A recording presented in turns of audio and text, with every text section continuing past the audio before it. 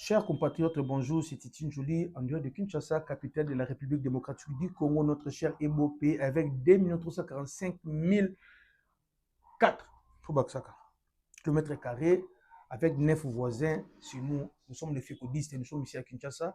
Donc, de Masoulibé Tamarara, quand on a émission Nabiso, la base fécodie internationale, nous sommes partout dans le monde. Aujourd'hui, on a des Masoula Beta, on a des révélations à faire l'émission de tous à la parce que fécodie, en fait, nous-mêmes les fécodistes, nous sommes une source fiable d'informations. Nous sommes des fécodistes parce que nous sommes partout. Et aujourd'hui, on va parler basketball. Il y a RDC Fédération. On va parler de la situation de Wissa qui commence à agacer les supporters congolais. Les Congolais. On va parler de la gestion de notre football. On va parler de ça. Et après, on verra comment nos joueurs passent leurs vacances. D'autres sont ici à Kinshasa, et d'autres sont en Europe. Vraiment, merci Nabatutu, Obolinga Afikodi, depuis les États-Unis. Je salue une fois de plus Maman Nanou Chikuna, Yarodike Chikuna, na Pession Bote, Elos Kupanda Makombo, la PSUP également Bote depuis les États-Unis. Batutu Bolinga Afikodi, les États-Unis. Bambote Atom, Maman Christina Ndiba, Nabosaniote, Nabosanité, Galvin, Maman Nouch Kambaka. Na Paris, bino nyonso tout botulinga fikodi na ba jogo biso nyonso tout. Merci. Avant tout, hier, c'était l'avant-hier. Hier, en fait, c'était hier. Vous avez na IPN, place où le chef de l'État, le numéro 1 ba fikodiste nyonso tout ya mokili, président de la République Félix, akinaki ko inaugurer ba travaux ba salaki na université ya IPN. Ba salaki yango na commune Ngalema là-bas. Nous on était séduits na qualité ya pelouse ya terrain ya IPN na vestiaire na ba gradé basala kiwana et vraiment nous disons merci au chef de l'État, merci au gouvernement naie et merci au ministère des Sports et merci à la société Salakiango et nous demandons na recteur ya IPN na ba étudiant ya IPN au bako salle la terrain wana na ba vestiaire wana vraiment bomeka kozala vraiment na civisme. Vraiment merci. Na inauguration de ça bien, on a compris que dans ce pays, avec le peu de moyens, s'il y a de volonté, on peut faire de grandes choses. Les coûts pour nous terrain wana, na vestiaire wana, on a compris que peut-être dans le secteur il y a sport yemoko parce que wana écoutez dans le cinéma universitaire, ba esikuna. Budget bimi devait même qui. Mais ceux qui va passer peut-être dans le ministère des Sports, mais RO, on a IGF à côté. Mais on a apprécié la qualité à pelouse, on a apprécié les vestiaires, c'est ça aussi, les toilettes également, Gradewana, il y a l'éclairage, vraiment chef de l'État, merci côté wana, on a raisonné le jeune, parce que le terrain c'est pour les jeunes, c'est pour la jeunesse congolaise. Ce ne sera pas que les étudiants peuvent nous saler en haut. Vous savez que dans les pays développés, net les États-Unis, chaque université, ils ont une équipe, une discipline surtout. Et le meilleur joueur, c'est l'université. Le basket, le football américain, même il y a un catch. Le champion olympique, c'est l'université. Les États-Unis, ils ont une star, mon côté, dans l'ENEA, dans le sport, ils ont raté. Même nous avons l'été, peut-être dans le sport de combat, nous avons l'été, dans le sport collectif, même nous avons l'été, on va te créer, yo. Au côté de l'université, moko boye, au Kenya, attends qu'on distingue, non, on va pointer, mais au lieu par rapport à l'université. Parce qu'il y a une différence entre Moutou à pratiquer le football, à tant qu'il a. Na Moutou Oyo à pratiquer sport, à tant qu'il a cité. On va tomber dans le cas de Meke Sangama, les Bizori, nos grands joueurs, mais manque de discipline professionnelle. Et la discipline professionnelle, il y a non seulement l'entourage aux Anayango, mais l'éducation qui est dans la classe. La classe, c'est très important, surtout pour nos athlètes. Je n'ai pas dit que vous avez licencié, gradué, mais un athlète doit avoir un certificat, doit avoir un diplôme d'État. Et tu verras que notre comportement est différent, n'a pas joué à terre à terre. Vraiment, chef de l'État, merci côté Kuna. Fédération congolaise de basket, Fekoba a signé contrat na marque Moko et Foncé, Majesté, marque Wana a signé également contrat na fédération de tennis de table, Bandorlat Sabarou. Ce qui va fédération basket, bazo équipementier. Fédération tennis de table, bazo équipementier. Vous comprenez là où il y a un problème na FECOFA. Vraiment, et merci na bango surtout et le contrat signé. Ils ont accompagné l'équipe union surtout version à Bassi, il y a Mibali, dans l'équipe d'Union surtout à basket et à tennis. Vraiment président de la fédération basket, Topé Sio, merci, nous aimerons cette fois-ci ceux qui gagnent ici. Il faut aller faire un tour dans le Nord Kivu parce qu'aujourd'hui, qu'on ne se trompe pas, Bastion basket dans le Congo, c'est dans le Nord Kivu. C'est plus Katanga, c'est plus Kinshasa, c'est dans le Nord Kivu. Vraiment, Topé Sio, vraiment, merci, côté Kuna. Dossier Wissa, trop de rumeurs sur le dossier Wissa. Depuis hier, équipe Néo-Brakfort, Babanaki entraînement, Wissa a quitté tout le monde dans la salle des gymnastes. Aujourd'hui matin, Wissa a se présenté dans l'entraînement de l'équipe Naïe. Wissa a tout lu, tout Wissa a tout lu.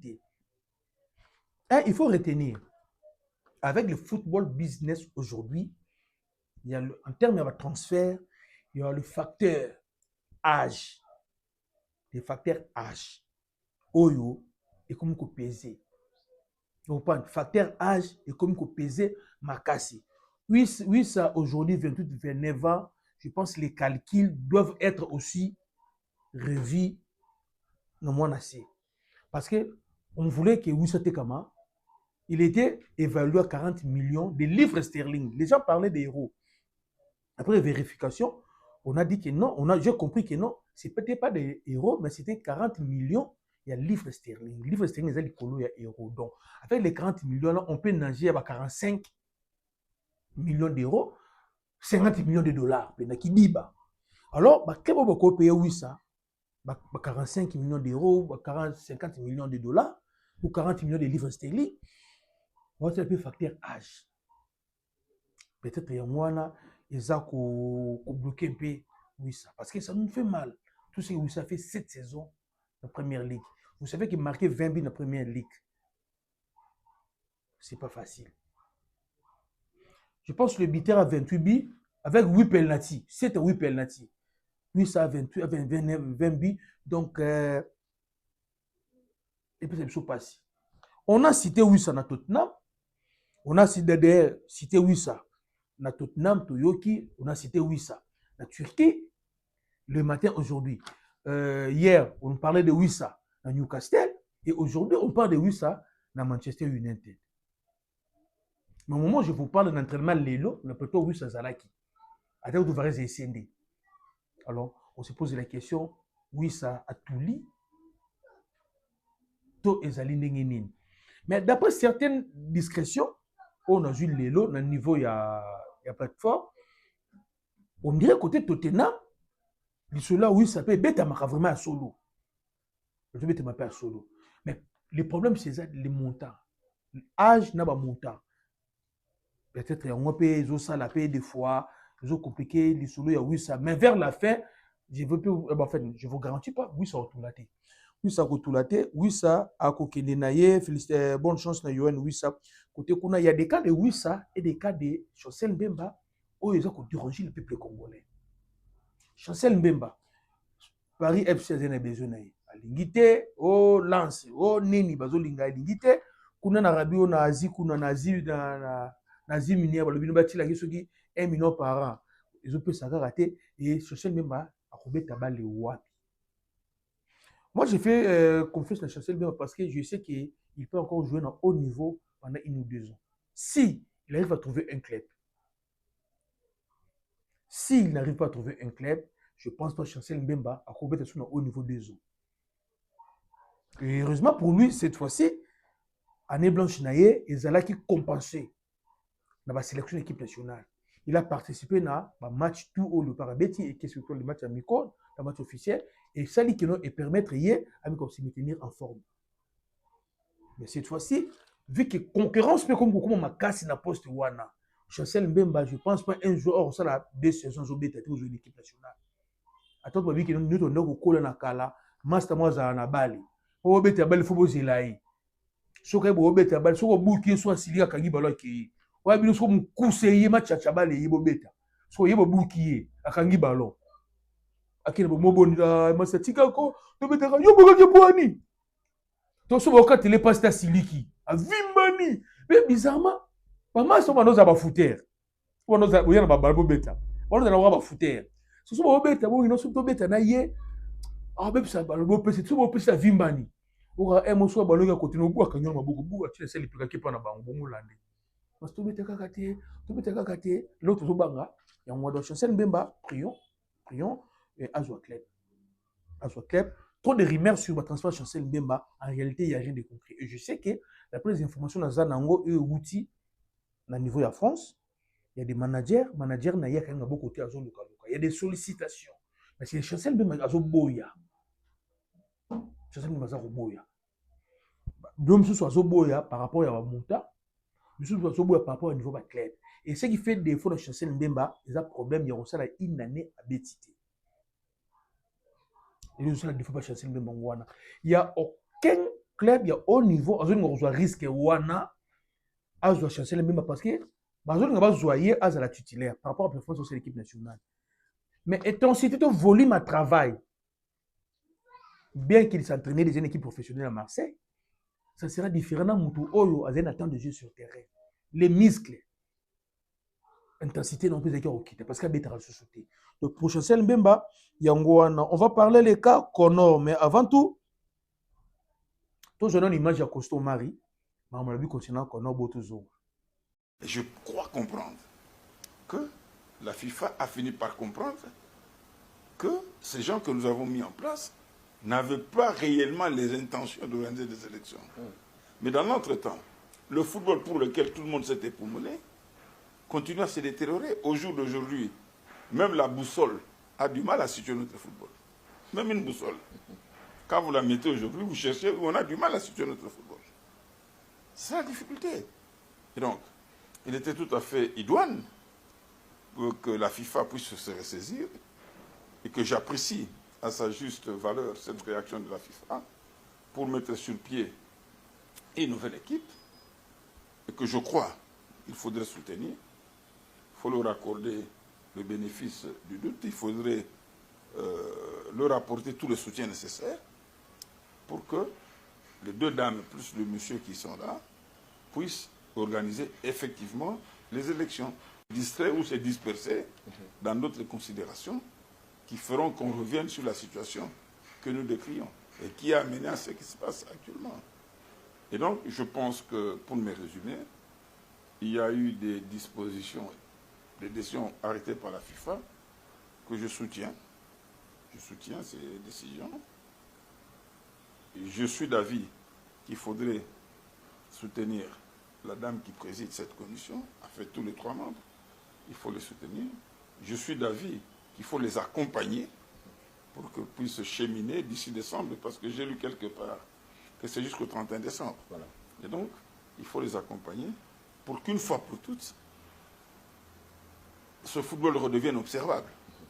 À ceux qui veulent prétendre briguer un poste à la fédération, de se préparer correctement, de préparer un programme cohérent pour pouvoir relever le football congolais. Omar Yalobi, concernant changement de l'animateur, il y a Connor. Omar a félicité FIFA, Nandenge, Atibatosika, Alongoli, Batuana Liboso. Ce que moi j'ai beaucoup aimé, non, Omar, je sais que Omar a la posture aux donneurs de leçons, le football congolais.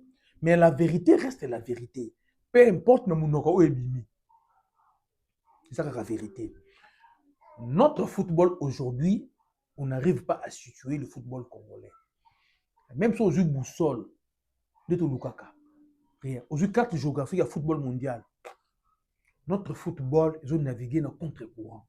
Pour éviter les problèmes du football congolais. Omar a tué le football congolais. Mais le clan Yassambi a enterré le football congolais. Et aujourd'hui, notre football congolais est nulle part. Le football congolais que je parle n'a rien à voir avec les résultats. Il y a Léopard A, Seigneur, messieurs, sur les terrains. Non. Le football congolais, on va mesurer le football en boca par rapport au championnat national. Par rapport à ce que vous produisez au niveau local. Aujourd'hui, où est le championnat national? Nous sommes où?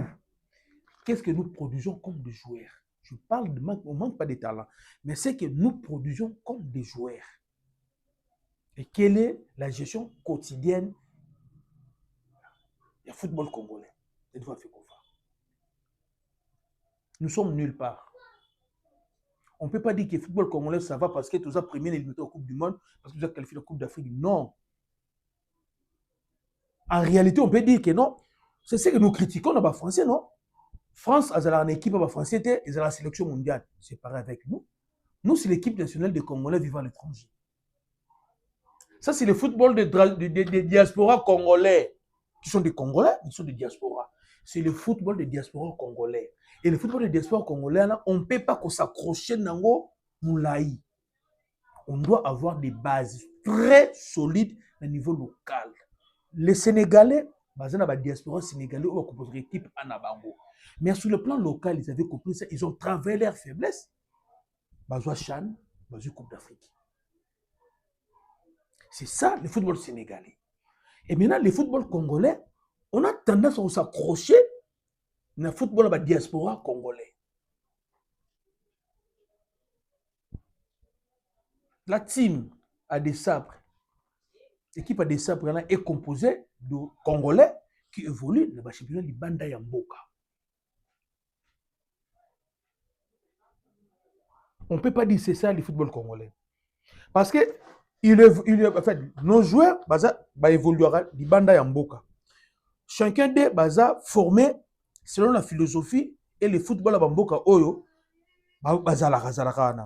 Et maintenant, si on venait à l'équipe nationale, la RDC, avec un entraîneur qui a une philosophie qui n'a rien à voir avec le football congolais. Donc, notre équipe nationale est bête à football congolais. Je sais que j'ai choqué beaucoup de personnes dans nos zones, mais c'est la vérité. Notre équipe nationale est bête à football congolais. Et les joueurs dans l'équipe nationale est bête à football congolais. Ils sont formés dans le football congolais. Raison pour laquelle souffrir que non, c'est le football des diasporas congolais qui sont venus prêter main forte dans la nation Nabango. Et c'est leur droit. Et c'est aussi leur devoir. Mais au niveau local, qu'est-ce que nous faisons avec l'identité du football congolais? Parce que chaque nation a une identité à football Nabango. Tu ne diras jamais l'équipe nationale, il y a Brésil, et bien tu as une équipe nationale, il y a Italie. Et que Simbaka jamais. Bien que le meilleur joueur, je m'excuse, il y a équipe nationale, il y a Brésil, il y a en Europe. Mais lorsque il y a une équipe nationale à Brésil, il y a un football brésilien. C'est ça la différence entre nous et l'équipe de Soussou. Et maintenant, nous, nos joueurs, ils ont Libanda Mboka, Mboka, ils ont football Libanda Mboka, mais na kombo ya Mboka. C'est parce que football Mboka, ils ont Kokufa. On a un championnat ici la raté. On a des points bureautiquement transmis. Bureautiquement et financièrement transmis. On a des clubs qui sont en dessous, donc, pas à bas de l'échelle, mais en dessous, il y a l'échelle. On ne peut pas avoir de club qui n'a niveau de l'INAFOOT, la première division, Ligue 1, des clubs qui n'ont pas de budget, des clubs qui n'ont pas de sièges, et des clubs des fois qui manquent de maillots, dans la première division. C'est ça, le football congolais. Nous sommes nulle part. Omar a dit, il a félicité FIFA. Dès que FIFA comprendre qu'il fallait changer l'animateur, il a raison. Omar a dit que notre football aujourd'hui, il est nulle part. Oui, il est nulle part. Bien qu'à son époque aussi, le football était nulle part. On pensait que bateau yaki a kono, et ils sont venus au Kunda biso sous Kunda. Et le problème maintenant, c'est le problème tout autour, il y a Mbongo. Il y a un manque de professionnalisme. Les sports congolais en général et le football congolais en particulier est géré par des gens qui n'ont pas de cœur. Des gens qui n'aiment pas la jeunesse congolaise. Des gens qui n'aiment pas le football congolais, qui n'aiment pas le sport congolais, qui n'aiment pas la jeunesse congolaise. Des gens qui sont là pour se servir de la jeunesse Après, c'est comme les politiciens. Les dirigeants sportifs RDC, n'a pas politiciens congolais, ils ont même moral. Ceux qui ont une activité, ils ont polo na mbongo, ils pesi ba jeune na balabala. Moko reçoit pouvoir zu bande konachi. C'est pareil na ba dirigeants sportifs RDC. Ils font semblant de réunir des jeunes dans le cadre de jeunes. Mais tant que besoin mbongo, ba ki par ba jeune wana. Première équipe ya kono ba bomeli biso bale. Exemple moussous. On a du mal à retourner sur le stade. Et on sait même la moitié, il y a stade. Sur la moitié, il y a l'INA foot. Nous avons poussé des raisons. Insécurité dans le stade. Insécurité dans le stade. Point rouge dans le bureau. Comportement de l'arbitre. Billet. C'est des raisons. Mais bizarrement, tous en vacances. Le même joueur, on va mettre dans le stade, ça va piaka. On va mettre un tournoi intercommune.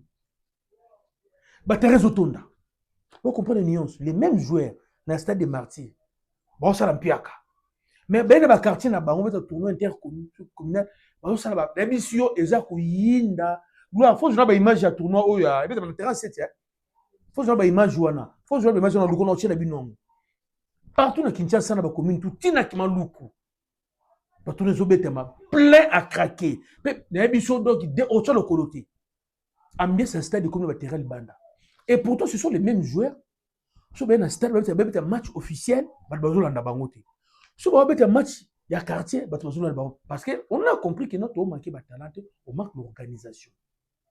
La gestion quotidienne de la fédération de Bisso, ils ont la base de la destruction du football congolais.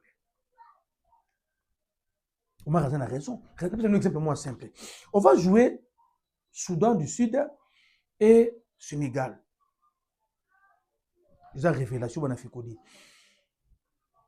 Jusque-là, il va faire quoi? Comité sortant au Ebimi Oyo, bâti le programme à côté. Bokamoué, bâti le programme à côté. Le niveau ministère pas d'idée Boudimbo, programme pesaté. Et maintenant, c'est juste, c'est l'entraîneur des sabres dans le programme. Quand tu dis ça dans le programme, eux, l'institution président de la République. Nabatio dans le niveau de coach dans une formation. Mais le niveau, il y a préparation à match RDC Soudan du Sud. Le niveau de présidence, tout est fait. Prime présidentielle qui est là. Surtout les résultats bien contre le Sénégal en Kinshasa en septembre. Bana fait que nous Canada Tchalelo. Sauf qui tous les résultats bien contre le Sénégal en Kinshasa, président européen ça va jouer prime présidentielle. Le niveau de présidence de la République, tout est calculé, est bloqué, est calé, normal. Pour les deux matchs. Match contre Soudan du Sud et match contre Sénégal. Dans le niveau, il y a direction technique nationale. Coach du Sadissou, il y a un programme de mon côté. Mais le coach de Sabre, il y a un programme déjà. Dans le niveau de présidence de la République, parce que chez nous au Congo, on a compris, il y a deux institutions, en fait, il y a trois institutions. Ils ont ça là qui résultat sur le terrain et mon nana. Le parabé Tarabou. Il y a Liboso Zali, chef de l'État. Le président de tous les fécodistes, président de la République, ils alliés. Son implication directe dans la gestion de l'équipe nationale de part A, financièrement. Ils ont la base à résultat autre chose sur les lois qui toquent, on a des sabres, chef de l'État. Ça, c'est un. De deux, ils alliés coach des sabres. Loupé Mbanaye, n'a pas une équipe nationale. Et de trois, ils alliés l'engouement, l'amour, l'émotion, les sentiments, les soutiens des peuples congolais. Il va faire connaître l'équipe nationale. Or, on a des instances, des organes qui sont censés à préparer l'avenir, la victoire, la réussite de l'équipe nationale. Ça, la rien. Secrétariat général à sport, ministère à sport, Balandaraka Kambongo, fédération qui est l'organe technique, Ndimwaka. Or, ce sont Bango, il faut que ça pose résultat. Mais bon, ça les lourds. Je vous dis, Ezali, scoop. Après Sénégal et Kinshasa, prime présidentielle qui est là. Bon, ça va. Et le montant, c'est déjà calculé, ça va varier dans le sentiment chef de l'État. Dès qu'il varie montant. Vous comprenez? Si vous avez une fédération, Bango Moko, qui sont censés de préparer les matchs. Parce que ce n'est pas la présidence de la République de préparer un match. Et ce n'est pas le ministère des Sports de préparer un match. C'est la FECOFOM qui organise un match. Il y a Léopard. Où en sommes-nous? Aujourd'hui, nous sommes sur les 10 juillet. Où tu as, dans certains matchs, allés. Où en sommes-nous? Est-ce que la fédération, a fait août, pour pas s'organiser? Et les gens, il y a un ministère, là, bon bima, pour que basis comme Moulongo, nani ba coach ba masolo na kati, ba kata bambou. C'est ça le mal. C'est qu'on m'a dit, c'est la vérité. Et nous sommes d'avis que FIFA fallait changer ba animateur ya kono. Maman Sikaye, tu peux si maman, bonne chance. Mais maman, toujours sengana yo, il faut faire une réunion technique d'urgence avec le coach des sabres. Il faut faire une réunion technique d'urgence. Maman, qu'on s'est penché quand on a l'élection, parce que nous, on s'en fout. On a l'élection tant que tout le monde a un peu plus clarté. Parce que jusque-là, tous les candidats qui sont cités à la FIFA Lingni Bangote, y compris Chabani Nonda, FIFA Lingni, les Aziz Mafoukoul, FIFA Lingni Bangote, il y a une élection sur ça. Maintenant, pour nous sauver le football congolais, tu sais que maman, Belinda, maman, il est temps. Au sali réunion, on a battu à DEFCO. Le président va diriger le club. Ce n'est pas mauvais, mais ce n'était pas le moment de bango. Maman, il fallait qu'on banda. Pour ça, la réunion, à principe, le président de la ligue. Il faut que le président de la ligue. Le président de la ligue, il y a Yebi Makambu. Le président de la DEFCO, là, maman, ce sont des foins, des foins, des DEFCO. C'est la base, il y a shit, il y a football congolais. Et je voulais aussi qu'on profite pour nous sur tout. Ce que vous avez Moutou, les gars sont équipe, ils ont la Linafoot Ligue 1. Boebi ça y est, à son batté saison oyo. Ba dirigeant au bord teka équipe à Ligue 1 Linafoot. Bo son bangoté. Parce que après ce qu'on a fait pour nous fonder le football congolais, on a cité les clubs et les dirigeants de club de niveau FIFA. Bientôt Ouragé Zoya. S'il faut Zoya qu'on ravager, il y aura des sanctions en cascade. Il y aura des clubs qui seront bannis, il y aura des clubs qui seront rétrogradés. Batouana va Timbeli qui va la sanctionner, des ben qui va voter comme équipe, va doit changer ma combo, mais qui va te relander la bino plus pour l'équipe équipe. Oya ko som équipe na Linafoot, année on a le yenge keba, ba aussi me touche. Au minimum $56,000 dans son place de Linafoot. Après 2 mois, 3 mois sanction fait équipe on va sanctionner en haut, on perdre un bon. Ba sanction za ko ya, ba zo qui me voter comme équipe. Maman Belinda Biso na Fekodi, to sengi na yo, il faut convoquer une réunion technique entre yo, coach de sabres à la surplace, la direction technique de Vandawana. Tout notre directeur technique national, job de Cliff Chemnaye, Moussala na ezalaka nini, rôle ezalaka nini, asali déjà nini azala habité na ba problème nini. Aïdi sa yo Moussala na tout na ye. Et confronter ye na coach de sabres. Apport na ye na staff technique ezalaka nini. Tout na ye, ceux qui déjà ça la réunion technique na coach de sabre avant match, toi après match de sabre bêta. Aujourd'hui, vu que les gens qui dirigent le football congolais, ce sont des incompétents, des aigris, des égoïstes, des fouets, ils ont tout abandonné et maintenant la fédération et les sports congolais, pas les sports congolais, mais le football congolais au niveau, il y a l'équipe nationale, c'est A. Et des sabres gérés par Yemoko des sabres. Les sabres ont roulé dans l'équipe nationale de Bisso, le coup de Kofi dans le quartier la terre. A quoi bien a créé Cindy les Kers Nature. A quoi bien appelé Lolo Cindy, Azu Omba, Amatissu Omba, Foulipe Omba. Donc, des sabres comme on dit Kofi dans le quartier la terre, dans le léopard. C'est parce que les gens qui sont censés de diriger des sabres, d'orienter des sabres, de donner des instructions, il y a des sabres, bah, c'est désistant, bah, on a un problème en Epsagibino. L'équipe nationale d'Am Nabiso, 2 matchs d'affilée, 2 défaites. Il y a un entraîneur, Hervé Api. Entraîneur anti-Aïa, appel d'offre, place qui n'a. Tu éviter, critères nin bazulay. Tu éviter, contrat signant. Tu monnaie en côté, ba clause à contrat naï. Tu éviter, monter à Zouaka. Tu éviter, dire naïe. Tu éviter. Tu as dit c'est la mission dans le Sénégal. Depuis ma campagne, les bandits, j'étais à l'RTNC le lot. La seule équipe de Chine, qui est le secrétaire général de la tournée sport. Banda Makamouya football, banda la RDC, c'est la première, une équipe, il y a RDC qui est une Coupe d'Afrique, a joué des fêtes d'affilée. Ils ont raté. Tout banda to poli, to salini. Tout salini, to poli. La 2 premières journées. Mais c'est la première fois. To bêta, to poli, et on a encaissé 8 billes dans 2 matchs. Wibi na 2 matchs. La phase finale à Cannes. On encaisse Wibi na 2 matchs. C'est une équipe de merde. Or, la même équipe avait Papi qui monte qualifié à Bissou. On n'encaissait pas plus de 2 buts. Pas plus de 2 buts. La même équipe avec Papi qui monte, on n'encaissait pas plus de 2 buts. La même équipe avec la dame là et Mazembe, la marocaine là, on n'encaissait pas plus de 2 buts. Bon, les Bissou, oh, mercenaires. Les mercenaires est venu. Tu as vu, ça a été. Et l'autre, tu as vu, ma camouna a été. Même les joueuses, ils comprennent a été. On encaisse 8 buts dans 2 journées. Vous trouvez ça normal? Et je regardais notre défense. Je me pose la question, oh,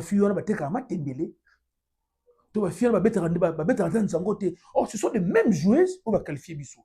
C'est la même défense qui a fait la différence partout à Tambol dans le monde. Mais comment un entraîneur Oyo, surtout tout les gardiens, nous avons gardé Wana, nous avons gardé Wana, nous avons évité attaque Ngakutu. Nous avons salé Bangalé, nous avons salé. D'où, nous avons salé encore, comme nous avons entraîné Wana. Vous comprenez? Côté tout ça, ce sont les animateurs, il y a Connor. Il y a comme si l'équipe nationale n'a pas niveau. Il ne faut pas oublier, on aura 4 confrontations au Sénégal. Senior à l'Unité Coupe du Monde. Il y a 4 équipes qui n'ont pas 4 équipes au Sénégal. Et aujourd'hui, nous manquons des mots. Nous avons formé pour ça, on a Sénégalais. Surtout aujourd'hui, à Kinshasa, vous allez danser. Vous allez danser à Kinshasa là-bas. On va vous aider à danser là-bas à Kinshasa. Nous allons vous aider à danser à Kinshasa. C'est ce qui va vous aider à faire tout le temps. On va vous aider à danser à Kinshasa. Vous allez danser les ndombolo. Vous allez danser les ndombolo. Vous allez danser les ndombolo. Toujours qu'on répondre parce que toujours pour la rare en Sénégal, toujours pour la pourquoi? Parce que la FECOFA, déjà il y a Connor, baza impuissant, ce sont des immatines sportivement. Des égoïstes et des aigris. Ça nous fait mal, hein? Ça nous fait mal. Aujourd'hui, notre football se retrouve nulle part. On se contacte avec la diaspora congolais qui joue le football de la diaspora congolais. Ah ouais, heureusement aussi. Mais le football, notre identité footballistique est coufie. Qu'est-ce qu'il faut faire pour nous rejoindre Sango? La première chose à faire, tout ce que notre président c'est Connor, avant de président il y a Defco, le président il y a Lina Foot. Babo Melabiso Ligue 1. Formule la Ligue 1 la Ligue 2, Babo Mayango et ça la marali sous-souté. Vous comprenez? Formule la Ligue 1 la Ligue 2, Babo Mayango c'est la marali sous-souté. Tous on a fait sur Kala, tous ala nango. Oh papa Charles Mputo Betty Sarabiso. Formule Wana, toujours la formule la Kala. Qu'on fasse retourner les équipes sur le vite là-bas, il m'a lifting. Vous comprenez? Parce qu'on a lifting à l'époque. Vous comprenez? À son frère. Vous comprenez? À son frère, ils ont bête à goudir. Na 20 mai, match à 13h, mais tout le temps dans le stade. Match à son frère. C'est des autres. Vita. Vous comprenez? Vita, Vita, avec le style du Congo, il y a le président Dadou.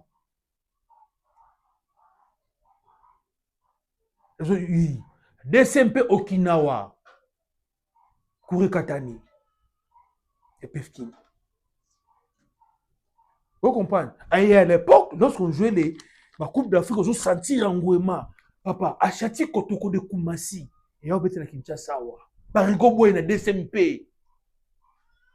Ba joueur ya Linafoot Lifking Barigo Boy na DCMP contre Achati Kotoko de Koumassi. Maman na match. Vous comprenez? Maman na match.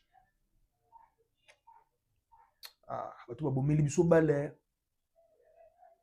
Babomeli biso bale bato.